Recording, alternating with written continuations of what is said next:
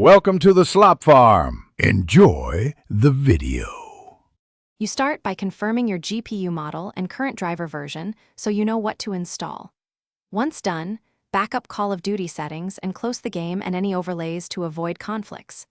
Next, download the latest driver package and release notes from the GPU vendor. This tells you compatibility and known issues. Make sure your OS updates are installed and prepare a system restore point before proceeding so you can revert if needed. You now run the GPU installer as administrator and select Custom or Clean Install to replace old files.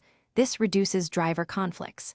If you encounter artifacts or crashes, boot to safe mode and use Display Driver Uninstaller, to remove remnants, then retry the installer.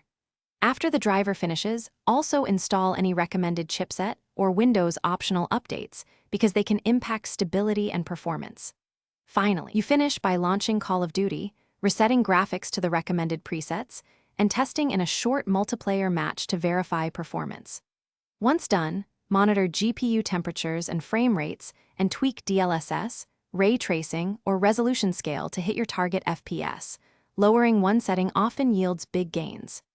If the game crashes or stutters repeatedly, roll back to the prior driver version and collect logs. That single troubleshooting tip often restores stability, while you report the issue to vendor support for a fix.